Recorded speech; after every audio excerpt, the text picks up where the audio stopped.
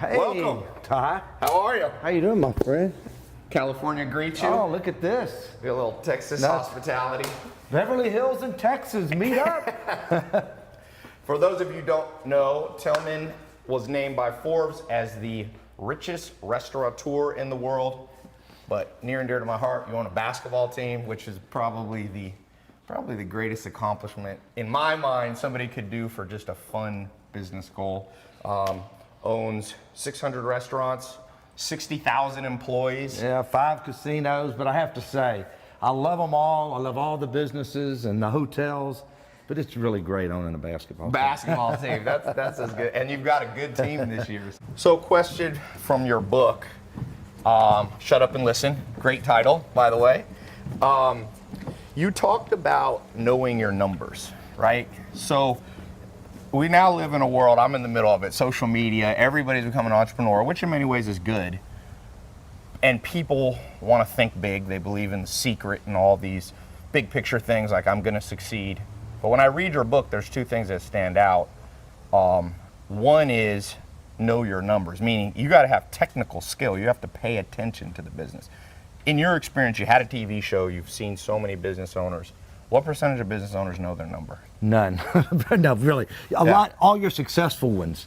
And the unsuccessful ones don't know their numbers. And I don't care how good your product is, if you don't know your numbers, and I can talk to somebody for a minute and a half and start quizzing you about your business, and I can know real quick, you know, how much is your receivables, what's your payables, what is your cost of sales, what is your labor cost, and if they don't know those numbers, they're going to go out of business unless they just happen to have a product that is just flying off the shelf everywhere.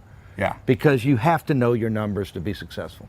What do you think? I mean, right now, so all this in the news about big businesses, Uber, WeWork now is in the news. Do you think some of the issues they have is just not having enough common sense with the numbers? Like these companies are growing? No, I think that Wall Street finally said, you know what? Just because you're a technology company and all you have is revenue and you don't have any profits, okay, we're sick of it. We're sick of all the dreams and you're just going out and buying revenue but not worrying about a bottom line. Right. And for me, because I was public for 17 years, I took the company public when I owned 100%, and I took it private owning 100%.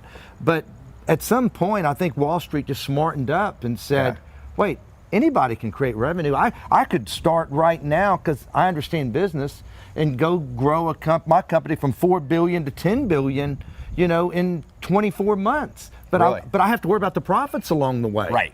Okay. Right. And so you're saying the artificial growth. It was can just happen. artificial. Absolutely, I can grow anything. But Wall Street was allowing these companies not to make money for years and years and years. And finally, they said, "Wait, time out here. Yeah. We want to see some earnings." Yeah. Yeah. So do you think the other thing that I was reading an article. It was not your book, but it was a recent interview where you were talking about goes along with this. About every 10. It's been 10 years since a recession. Yeah. Do you think, one of my mentors told me, said, Ty, about every 7-10 years something comes along. Do you think we're potentially cruising for a bruising here? Absolutely, and I've been saying this in, you know, all kind of interviews, you know, as I've been out talking about the book. And what happens is, and everybody wants to talk about the GNP and all the barometers of a recession, it's really simple, okay? We tend to overbuild everything in good times. And we've been on a building spree. Just look at LA, Houston, New York. We've built so many apartments, so many houses, so many cars, so many restaurant seats, so much retail. And what happens is the consumer finally gets full and we can't eat anymore. And so what happens? You need a recession to let everything catch up again. And so there's supply and demand for everything, from TVs to cars to restaurants to apartments to homes. And that's where we are right now. The consumer is full. And that's why all of a sudden you saw the manufacturing numbers slow down today. And that's as easy as I can put it. We're full right now. We're all fat. But to someone listening, in my experience, there's opportunities in recessions, there's opportunities in expansion, contraction. Somebody listening doesn't necessarily have to be freaked out that there's no opportunity. There's still going to be opportunity, right? Let me tell you something. You can go back and look at my history, okay? And Forbes has me right at $5 billion today. And I've made all the majority of my money in bad times. Right. Because that's when you can be opportunistic. This is how I live. You build your balance sheet and your liquidity in good times, Okay. and then you don't acquire in good times. You acquire in bad times. And this is the time you eat the weak, because the weak is going down right now. Every single business that I see right now is trading at a lesser multiple and is starting to have weaker earnings than they had 2 and 3 years ago. Yeah. So this is the time, and I can promise you this, we'll come out of this recession and you can play this back in 2 or 3 years if we go in it and then we're out of it. And I built my net worth considerably because I'm going to do some eating. I'm going to get fat in the next couple of years. So basically, in a lot of ways, it's like contrarian. Get fat when everyone's getting skinny. 100%. Stay skinny when everybody's getting fat. 100%. I have not done a lot of acquisitions in the last few years, but just in the last couple of weeks, I've done 2. Really? I bought Del Frisco's. Okay, yeah, I heard that. And I bought Restaurants Unlimited out of bankruptcy. Okay. And my team right now is in another city right now today looking at another company that's about to file that we're going to try to be the stalking horse for in a bankruptcy proceeding. I think I read about that. You put a stalking horse bid in. For Restaurants Unlimited, but I'm trying to do it again because if we're in the deal, people know that there's no financing issue and that we're going to close the deal. Yeah. If you do business with us, they will close. And because you have so many people kick tires and look at deals, but this is the beginning of it right now. Yeah. I'm looking to eat some weak right now. Me and my business partner Alex are currently in doing the same thing. We've got a bid in at one of the biggest U.S. retail brands. All the retail's going. So 100%. We're in a bidding war right now. So one of the things that I like what you're saying, and as I read your story, it's a little bit contrarian, which I like. I mean, I'm right to say you dropped out of college? Yeah. Dropped out of college, which is a little contrarian. I mean, had a year to go, but I started making too much damn money, and you just say, oh, I'll go back, and you know, of course, you never You do. didn't need to go back. And what's so funny is that at the school that I was at that I dropped out of, I've been the longest running chairman of the Board of Regents at the University of Houston right now. Really? Since the founder back in the 30s. They probably forgot you you didn't graduate, right? No, I think they know it, but they know he's a pretty good damn chairman. And so you're contrarian around your education, your background. You're a contrarian how you think of recessions.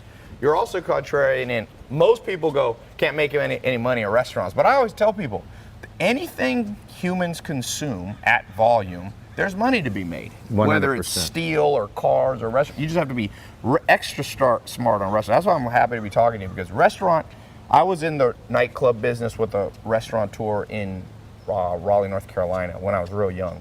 And I saw it's a tough business. You have to be sharp. It is, and there's nothing. I tell this to everybody. There's nothing more profitable than a profitable restaurant, and there's nothing more unprofitable than an unprofitable restaurant. Yeah. And it's just, do you hit that revenue number, and do you have the lease right? Do you have your expenses right? You talk about that in the book, the lease. 100%. I mean, you people just make the same mistakes over and over again, and I learned to always learn from my mistakes. Yeah. And I'm a lot smarter today than I was 25, 30 years ago.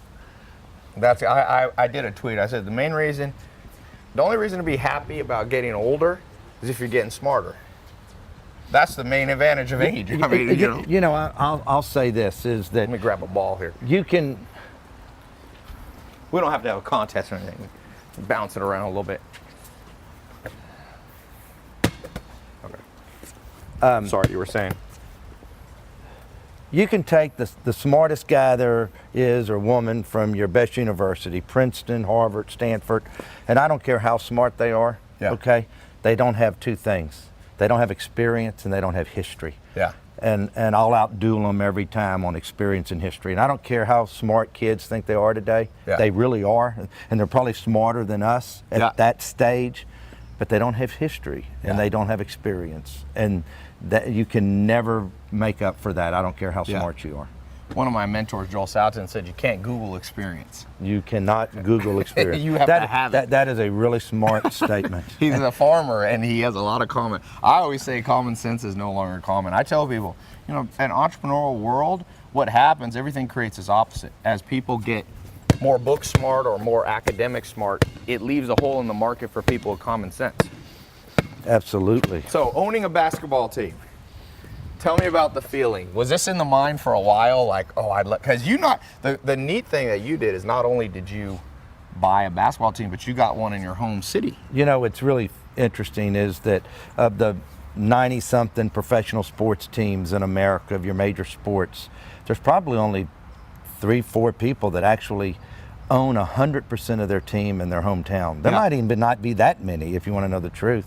Yeah. It's because now it's a lot bought in groups and things like that. Yeah, absolutely. But then not in your hometown. Right. And when everybody else was trying to figure out to make the numbers work, I went out and bought it. Yeah. And because you could never make the numbers work. Yep. Okay. But it's the greatest long-term asset also. Yeah. Because you've never sold a basketball team or football or baseball team for less than they were paid for the time before. But it's great. I tried to buy the team 25 years earlier for $80 million, and I got beat out. 80 I don't, million. 25 years. But you know how I look at things, and this is where you got to be positive, and that's what the whole book's about, is if I would have bought the basketball team, maybe I'm only worth a couple of billion today. Right. Because I would not have been growing my business. Right. So everything happens for a reason. Yeah. And so here it is, 25 years later, I'm worth $5 billion. I'm able to buy that team for $2 billion. Yeah. So things work out. You got to look at it that way. Do you think you would have worked a little bit less hard if you owned the Rockets early? Well, maybe I would have just gotten consumed with the Rockets. Right. Because they'll consume you. Yeah. Okay. And I would have worked to build sponsors and do all this, but I don't think they would have been worth anymore. Yeah. But I was able to build my company, and now I get to enjoy both. I didn't have to sell my company to buy them. You have to be careful to balance. You've got all this other business, and the Rockets, it's just natural to want to just focus all day on that. Yeah, but this goes back to, once again, something I talk about. I know what I know, and I know what I don't know. Right. Okay, and so I really can't contribute at the Rockets office every day. Okay, because I'm not going to scout players. I'm not going to tell you who to pick. Oh, sure. Could I have a little effect talking about the business side and sponsors and expenses and all that? Sure, I might have a little bitty effect, but I still get up every day and go to my other office, and I never use my office at the Rockets because I just can't contribute enough to make a difference there. I looked in the Vegas odds. You guys are top 4 or 5 contender, Vegas-wise, to win a championship this year. Absolutely, and that's all you can do every year. Right. Let me give you an example. All you can do is put together a great team and hope to be one of the top 4 or 5 teams to have a chance at a championship. Because after that, it's luck. Right. Okay, look at the great injury, things absolutely. like that. Look at the great Golden State Warriors. Okay, the greatest team ever in the last 5 years. How many championships did they win in the last 5 years? 3. 2 or 3? Yeah. 3, and they lost 2. Right. Okay. So no matter how good you are, it still takes some luck. So my deal is with my team is we're going to set ourselves up to be one of the better teams every year. Yeah. And let's hope we get some luck. Yeah. And maybe I get some, and maybe I don't. Yeah. A few years ago, I would say the Rockets potentially were one injury, one Chris Paul. I mean let me ask you, how do you? This isn't a business question, but how do you deal with that? Does that just, are you the kind of person that sees Chris Paul get injured and there was a great chance you guys would have won and gone all the way and won the championship? How do you deal with those kind of emotional setbacks? Are you the kind of like Warren Buffett says, think about it for 3 days, learn the lesson, and then suppress it? Are you a suppressor, or does it pop back? Do you have regrets like that? I don't, and I don't in business either, because it's just, you'll drive yourself crazy. And thank God I get another chance the next year and the next year and the next year. Yeah. But I mean, have I thought about it and said, gosh, would that have been a story? The first year owning the team, you win the championship. Man. But you can't look back. I'm so thankful to own the team and have another shot year after year after year.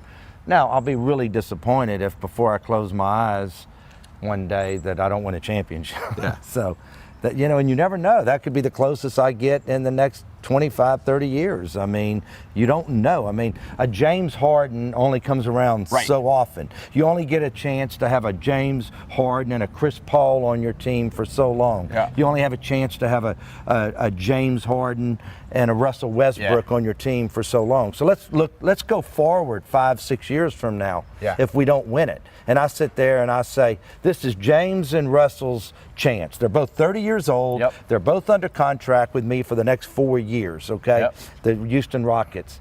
So where are they going to be 4 years from now? And where will I be 4 years from now that I will ever have an opportunity and they will ever have an opportunity? Because I've signed Chris for I've signed Clint for another 4 years. I've got Eric Garden for another 3 years, 4 years. I've got PJ for a couple of more years. So You said this it'll be a is the fun chance. team. This is the chance right now. You need to come to a game with me. Be careful what you offer me, because Absolutely. I may show No, up. absolutely. This is something that you want to do. There's nothing like going to a game with the owner and enjoying it, and before the game, seeing everybody and sitting center court. You need to try it. It ain't a bad deal. I will make a special trip. I'm trying to think what game would be a good one. I don't want to take your best game because you got a better guess than me, but we'll have to figure that out. For sure. And I'm not just saying it. It's something that you really should do. It's a great experience. I appreciate that. Changing topics completely. We're out the basketball court. He hit a full court shot. It was off camera for a second, but when it comes to just pure mindset, you talk about in the book something I think that's surprising that needs to be talked about more. You basically say, don't be afraid, but worry more. Because everything in the modern world, the zeitgeist is like, don't worry, everything just works out. But there's quite a few business people, great business people, Forbes list that say it's the paranoid who survive.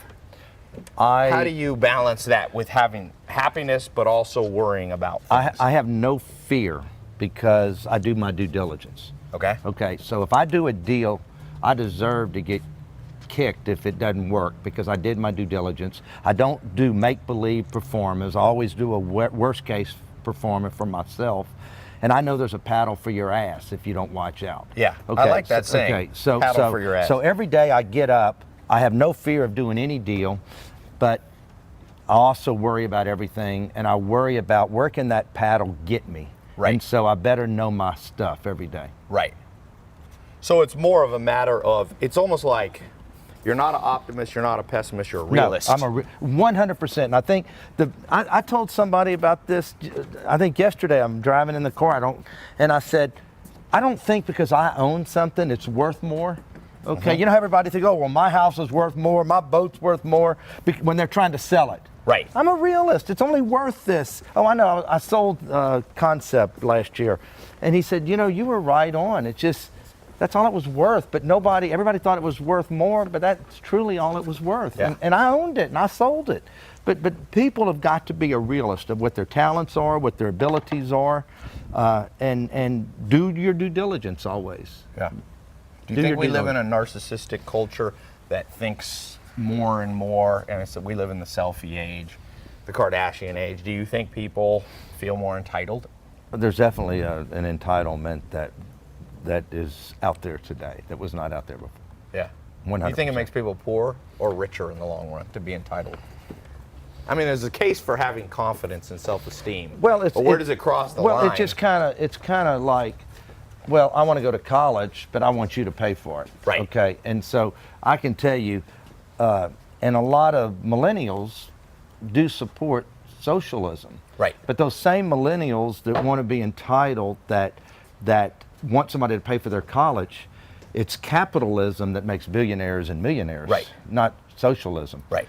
Okay, remember, socialism, we want everybody equal. Well, I don't want to be equal with everybody else. I don't want to be equal with you. I don't want to be equal with them. I want to be able to separate myself from you, right? Okay, in a nice way, right? Not in a mean way, but when I can't separate myself, then what's great about that? Right. Okay. So we're going to make everybody win the same amount of basketball games. We're going to make everybody make the same amount of money. Yeah. Okay? That's the competitiveness that makes America great. And so we want to take the greatest thing we have is competitiveness and capitalism and take it away from our country. Yeah.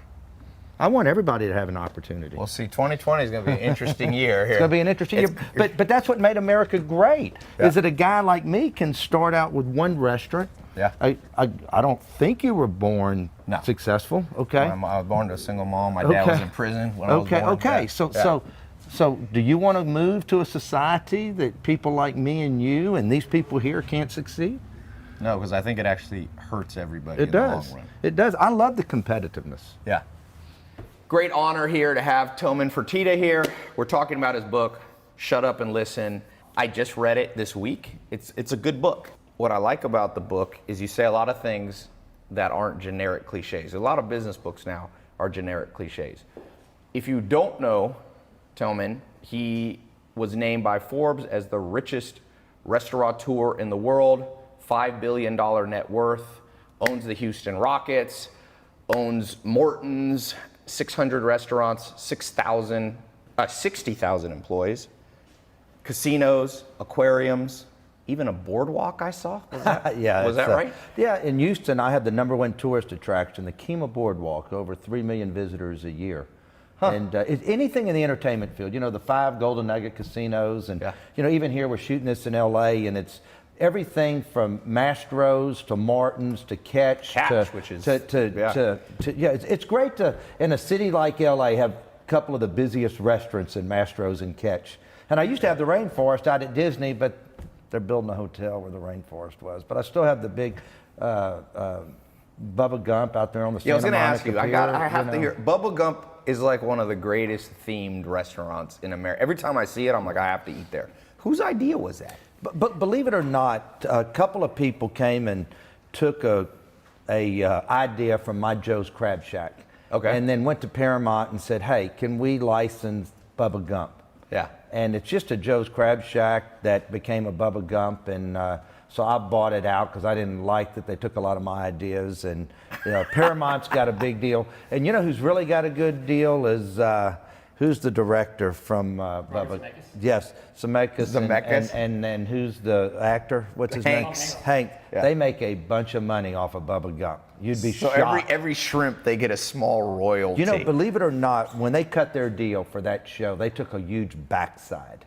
Really? And they are making a ton of money off of Bubba Gump Shrimp Company, a bunch of money. And you got to give them credit. They didn't take the money up front. They took it on the backside, and they're doing very well off of Bubba Gump. Let me ask you this, because I'm a very, very junior deal maker compared to you, right? Me and I my think you're business doing partner. quite well. But you've got the numbers to back it. Let me ask, I often say, what do they not teach us in school? There's many things. And one of the simple things is sales, people skills, reading people. You mentioned due diligence, just deal making overall. Wealth comes from deal making, knowing how to spot an opportunity, value it, and then put the terms together. You talk about this some in the book. What makes you a good deal maker? Well, I think that this is the problem with college, and is that they teach you the theoretical side of everything for the person that's working for you, but it doesn't teach you to be the CEO, the practical side, and the young entrepreneur, whether you're trying to go up the corporate ladder or you are doing it your own. And it's just the simple things of, and these are some of my great Tilmanisms from the book, and why HarperCollins came to me and asked me to write this book was, know your numbers, okay? You've got to know your numbers. There are no spare customers. We're all in a consumer business. People watching this podcast for you or me serving casino customers, restaurant customers, hotel customers. There are no spare customers. We're all after the same consumer. To the 95-5 rule, that 95% of everything is right. So look for the 5% that's wrong. To the take the word no out of your damn vocabulary. Why does everybody say no in the hospitality business? It's 11:02 and I've called down to order breakfast because I was on a business call, and they say, I'm sorry, sir, we don't serve breakfast anymore. That's fine. I don't want an eggs Benedict. I don't want a Spanish omelet. I don't want a waffle. Just throw a couple of eggs in a skillet, scramble them, and send them up with one of those pieces of bacon that you've got cooked for that club sandwich. No, sir, we don't serve breakfast anymore.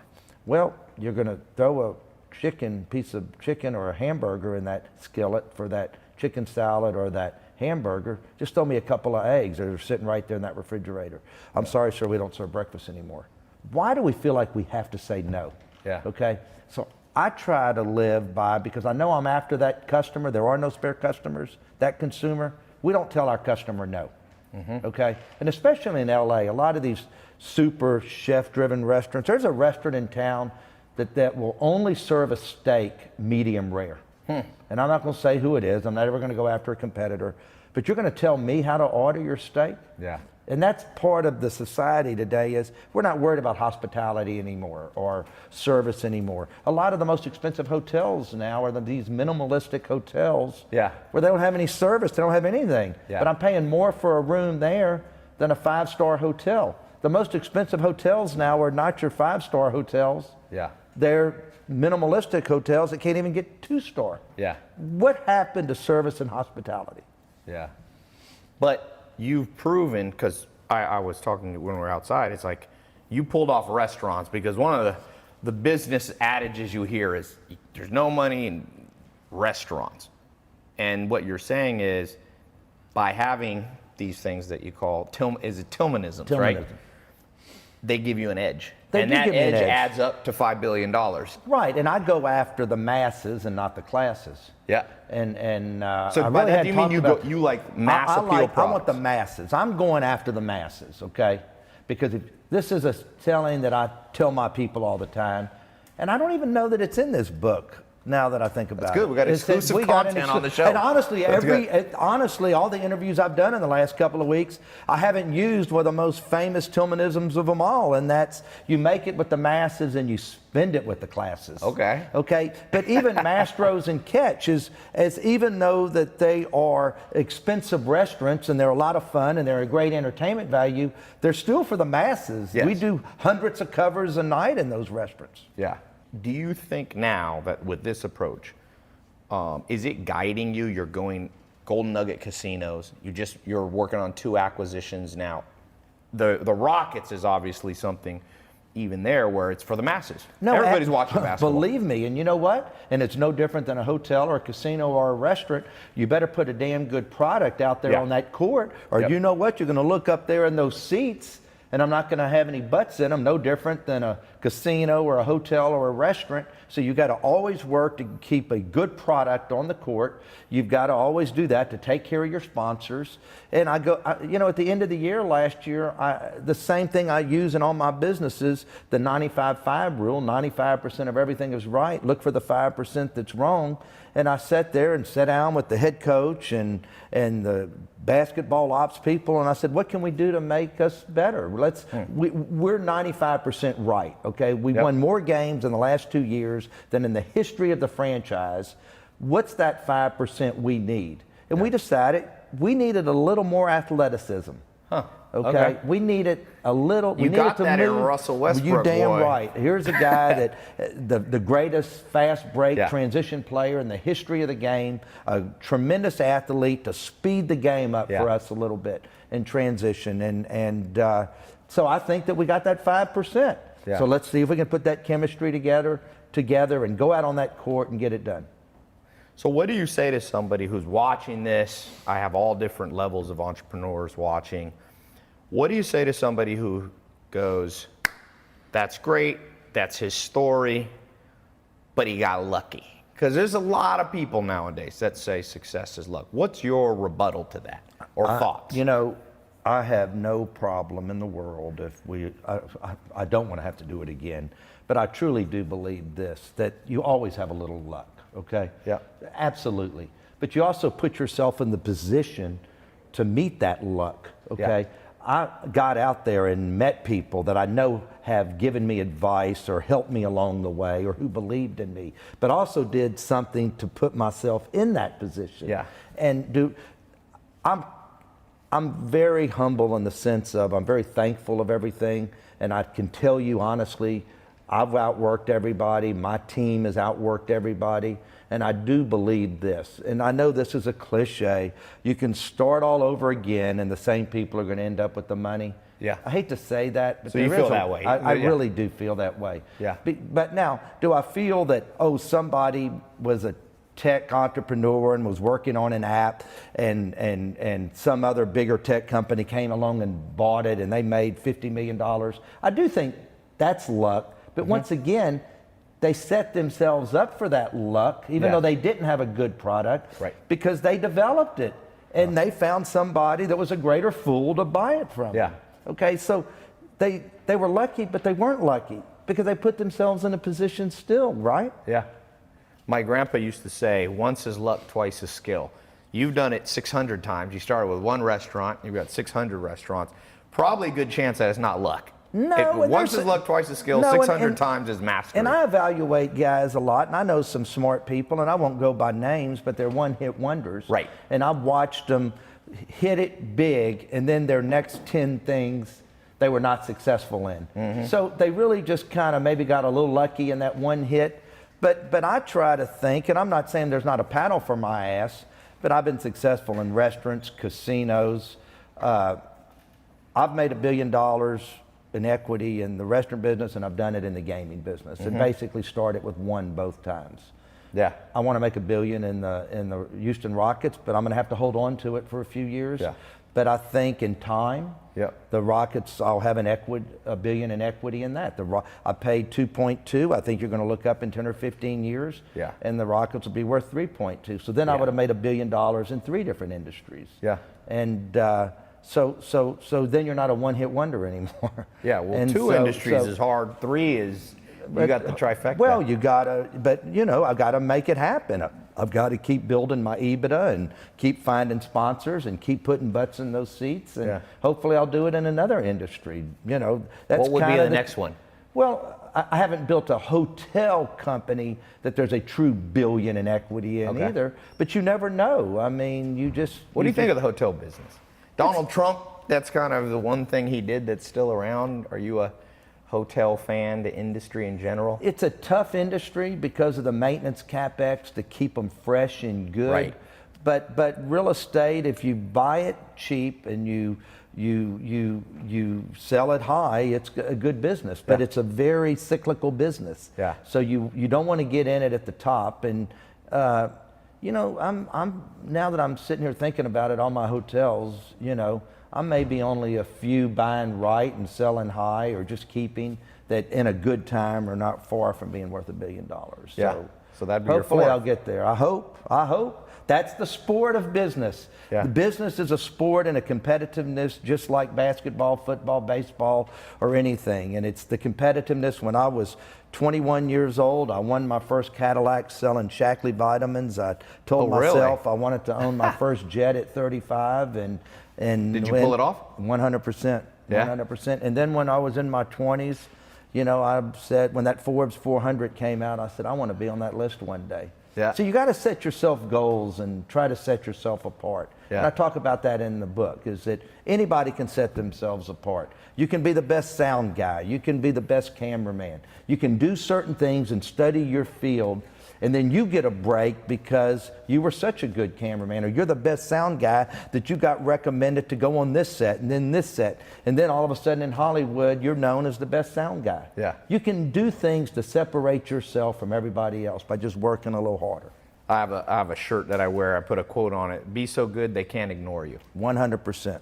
People go, "Oh, I'm being ignored." I'm like, nope, long 100%. enough. Charlie Munger, who I like reading him, he says, Warren Buffett's business partner, he said, the world's not yet a crazy enough place to reward a whole bunch of undeserving people. Meaning, in general, but not always, the people who deserve it. He said the best way to get what you want is to deserve what you want. For you to get the jet, you had to deserve it. It just didn't come. It didn't, but I knew that I wanted it, and so I was going to work as hard. And I said, you know what, I got to go, even though I'm making a bunch of money. And my dad told me after 5 restaurants, and I had 5 successful restaurants, I was making a couple of $1 million.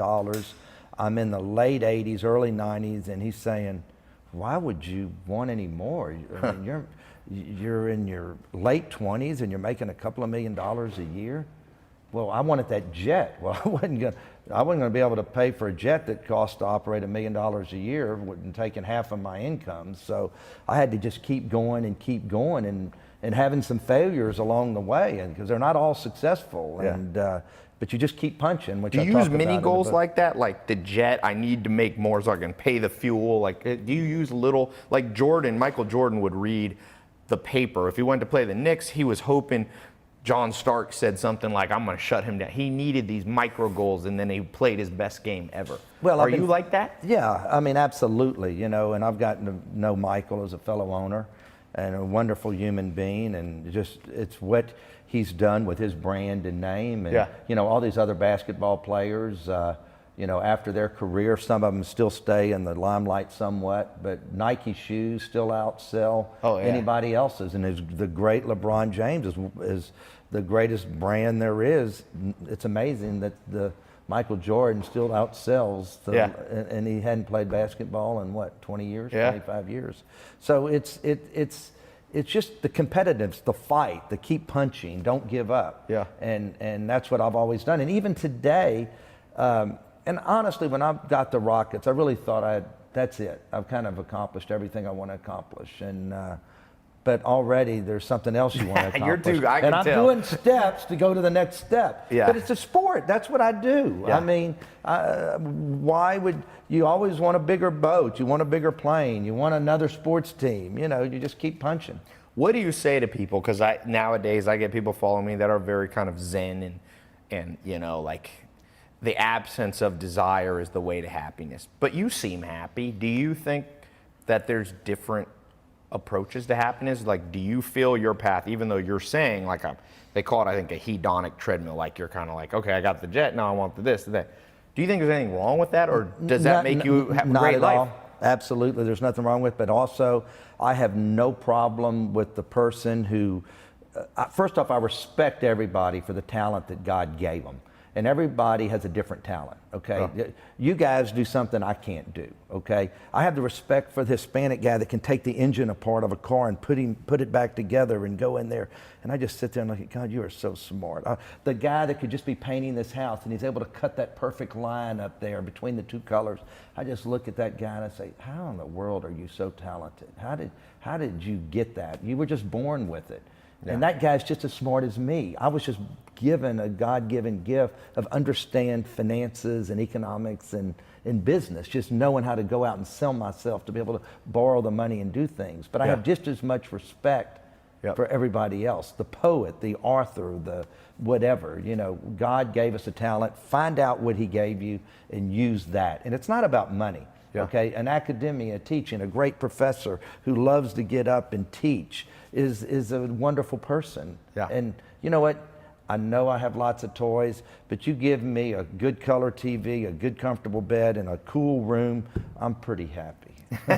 I know if you're from Houston, you're like, I need a cool room. Right. That's and a we hot all, city. and you know what? And we all love to go. We all love to go out and eat great food because we can. But let's be honest, okay? Yeah. My last birthday, I sat at home and watched Netflix and ate me some Popeyes fried chicken and gained 2.5 pounds, okay? But what's better than some spicy Popeyes and some red beans and rice and a great roll, okay? But yet instead, we usually go out to a fancy restaurant. But when you really get back to what we really enjoy and need, it isn't a lot. Yeah. And that's really what we usually enjoy even more. Yeah, I agree. In my life, sometimes I think, it's like with big houses. I have a farm and I have a little log house, 2,000 square feet. Sometimes I go there and I'm just like, it's almost like your brain settles down, you know, so I totally can see where you need that balance. No, absolutely, you do. Let me ask you this question. 2 questions that I try to ask anybody who's hyper successful like you. 1, best day of your life or one of the greatest days of your life. What was it and how did you feel? And does that be you know, what comes to the mind is like one of the great days of your life? Well, you know, the day your kids are born is always a great day, for one. Another day is I remember, you know, taking my company public and all of a sudden you wake up and you only had 12 restaurants that were making, you know, $10 million, $8 million. I don't even think that. But because of the growth and what we do with companies, which we were talking about up there, you wake up and you have stock worth $100 million. That the day that I knew that I bought the Houston Rockets, that was a pretty darn happy day. You know. How do you feel on those days? Do you go out and celebrate? Do you get quiet and just contemplate? Like, I've never been one to celebrate. You know, just like I'll open a big restaurant and I don't need a fancy opening. We're doing that for people to give them a bunch of free food, and then why are we doing this? I don't need a party to make myself feel better. You know, it's almost better to have the people that you are around that helped you accomplish what you accomplished. Are you an extrovert or introvert? I'm a huge extrovert in one way and then an introvert in another way. You know, I'm a great people person. I'll talk to anybody who comes up. I'll take a picture with anybody because it's nice to be important, but it's more important to be nice. Yeah. But at the same time, I have a really small inner group that I'll go out to dinner with. Yeah. A really small group. Do you find that as you've gotten more successful, wealthier, that you go back to those friends that you had before because you can trust them more?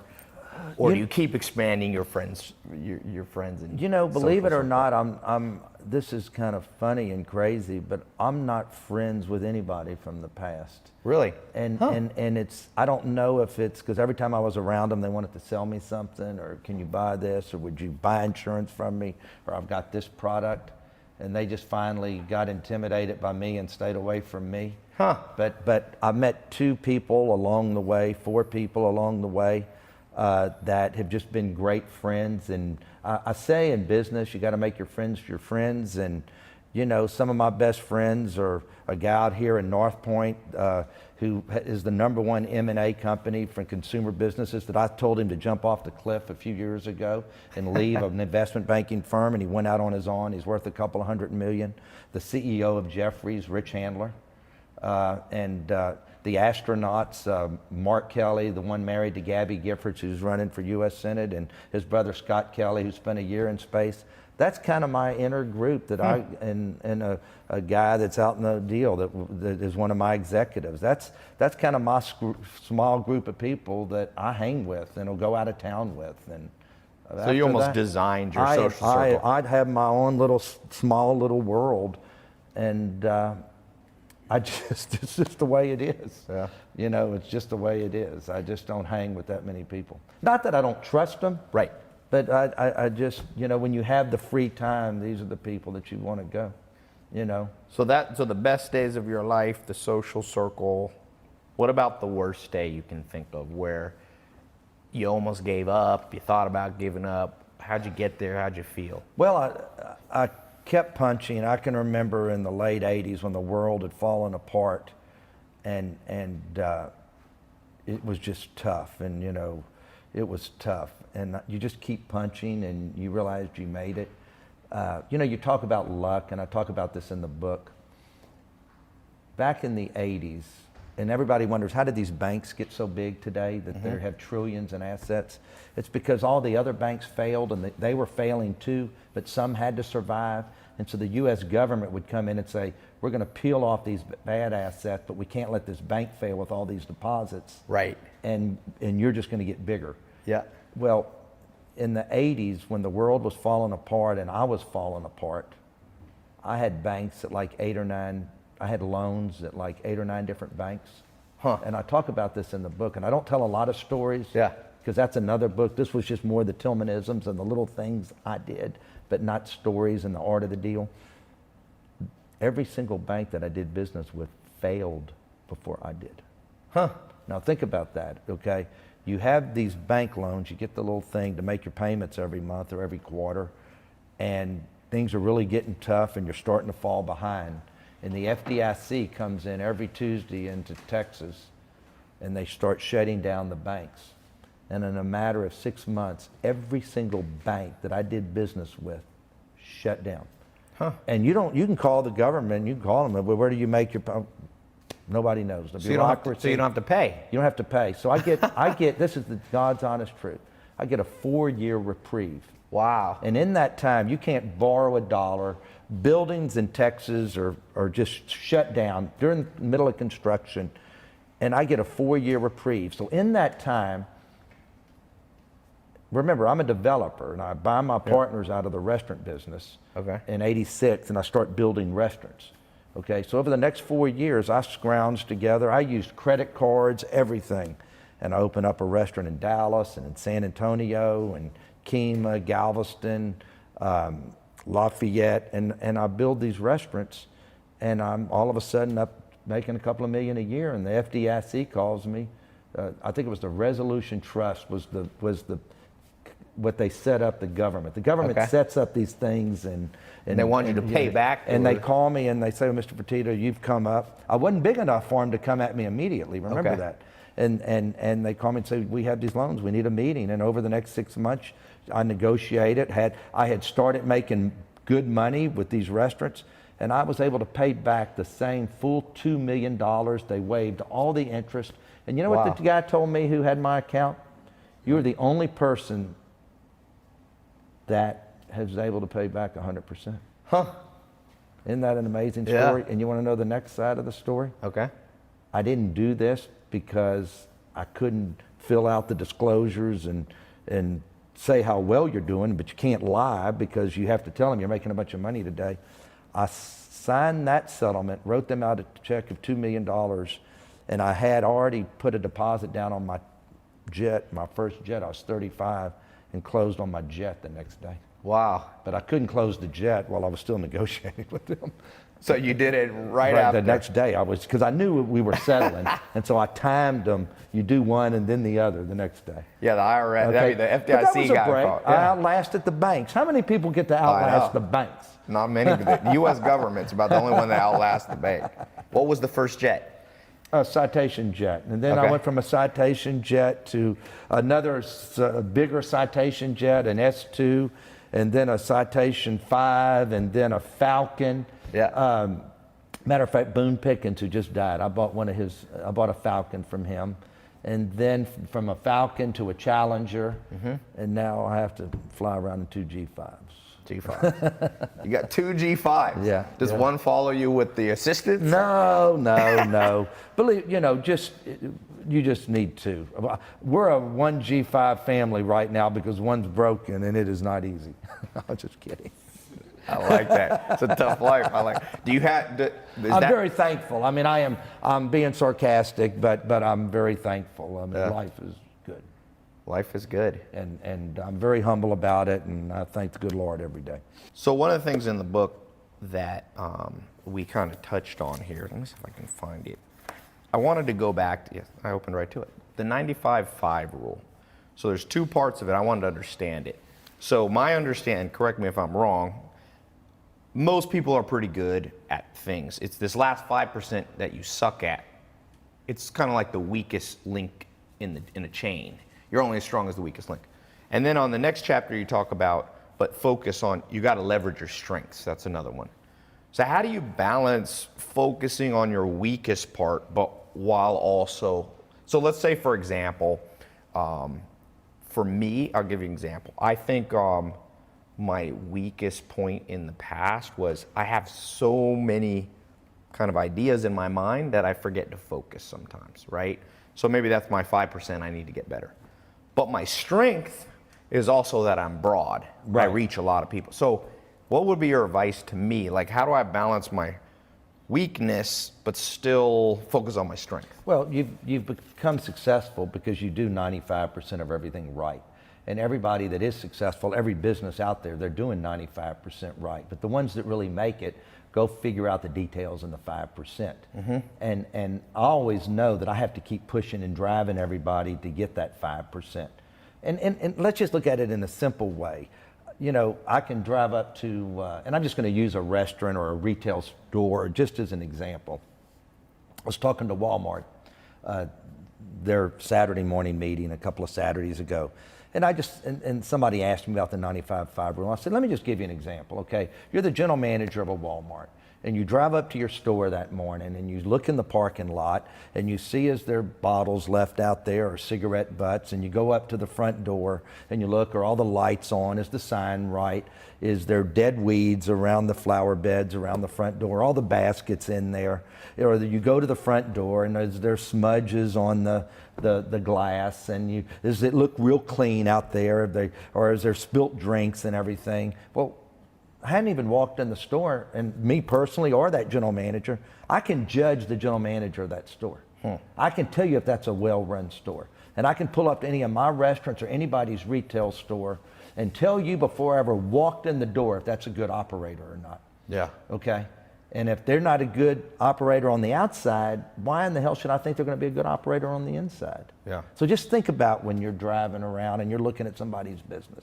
Yeah. And it'll tell you a lot about them. That's the 5% from just a visual standpoint. Yeah. But you know your 5%, maybe I'm not quite focused because I'm trying to go in too many directions.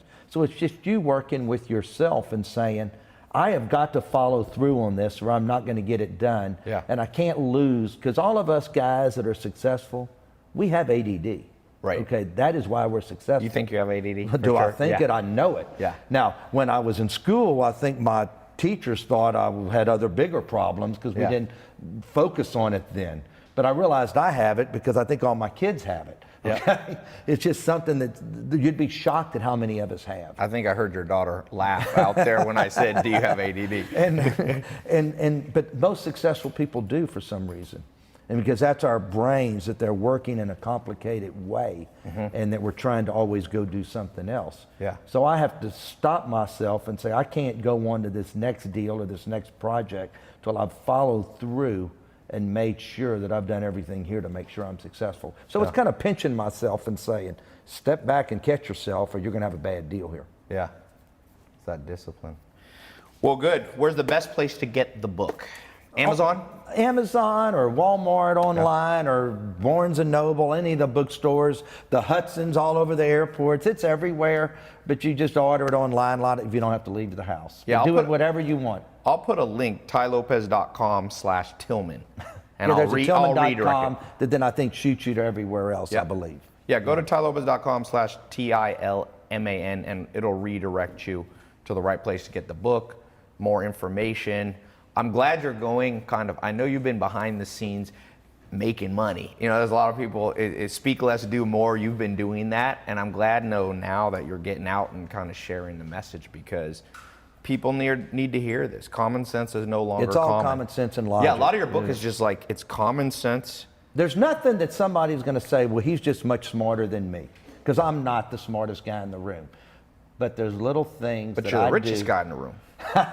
So you win on In that most one. rooms. Almost most always. rooms I am. But it's okay. And I love to be in a room with somebody richer than me, because I'm going to learn something, whether it's from somebody in this room or some other room. So next time I see you, we're going to be at a basketball game in Houston, Texas. I'm going to definitely take you up on that. Let me ask you this bonus questions, 30 seconds.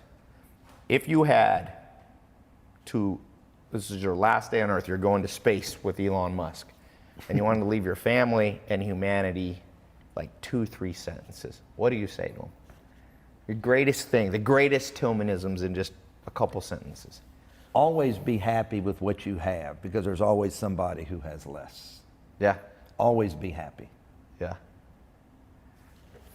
Thank you. Thank you. This was great. Go check out the book, Shut Up and Listen. tailopez.com/Tilman will redirect you to his website and Amazon. Grab the book. It is a good book. I read it over breakfast, and a good thing is it gets right to the point. So those of you who have a hard time reading long books, It's an easy one. It's not an easy read. It's dense, so that's good. So thank you.